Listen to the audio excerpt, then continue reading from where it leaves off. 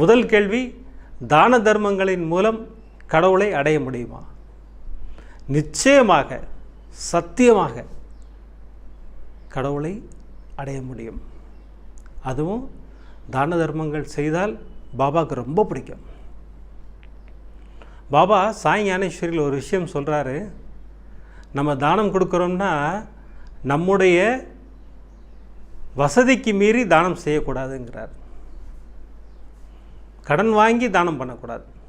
பாபா தெளிவாக சொல்கிறார், அந்த தவறு மட்டும் செய்யவே கூடாது. கடன் வாங்கி தான தர்மங்கள் செய்யக்கூடாது. அது ஒன்று சொல்கிறாரு. தகுதியானவர்களுக்கு மட்டும்தான் தானம் செய்ய வேண்டும், தர்மம் செய்ய வேண்டும்.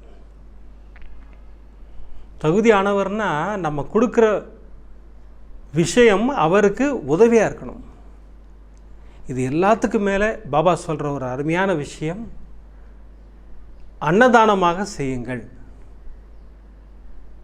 பணமாக கொடுக்காதீர்கள். இதே சொல்கிறார், தெளிவாக சொல்கிறார். பணமாக கொடுக்காதீர்கள், அன்னதானமாக செய்யுங்கள், வஸ்திர தானமாக செய்யுங்கள். அது மாதிரி பொருள் தான் தானம் கொடுக்க சொல்கிறார். அதனால் அன்னதானம் செய்தோம்னா ஒரு மிகப்பெரிய சிறப்பு. இந்த அன்னதானத்துக்கு ஒரு அருமையான சிறப்பு இருக்குது. என்ன தெரியுங்களா?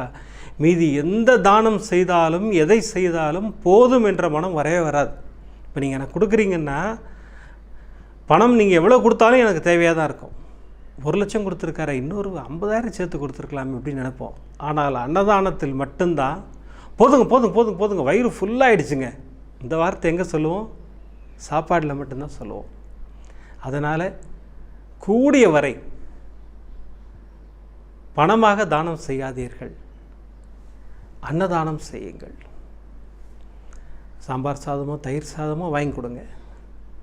ஒரு கோயிலுக்கு செய்கிறீங்கன்னா, நான் அன்னதானத்துக்கு தான் செய்வேன் சார், நான் தான் வருவேன், நான் தான் என் கையால் போடுவேன், அன்னதானம் செய்யுங்க. அது சிறப்பது. பாபாவின் ஆசையை நிறைவேற்றின மாதிரி இருக்கும். நமக்கு பாபா அருளை வாரி வழங்கினதும் அதுக்கு தான். விதம் விதமான பக்தி நிகழ்ச்சிகளை உங்களுக்காக தந்து கொண்டிருக்கிறது உங்கள் கோபுரம் டிவி. உங்களுக்கு பிடித்த நிகழ்ச்சிகளை லைக் செய்யுங்கள், உங்களுக்கு பிடித்த மாணவர்களுக்கு ஷேர் செய்யுங்கள். மேலும் சப்ஸ்கிரைப் செய்வதோடு மட்டுமல்லாது அருகில் இருக்கும் பெல் பட்டனை கிளிக் செய்து கோபுரம் டிவி நிகழ்ச்சிகளை உடனுக்குடன் தெரிந்து கொள்ளுங்கள்.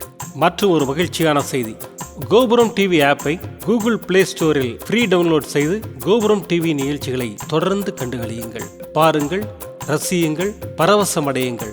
gopuramtv.com. பக்தி பக்திமயம்.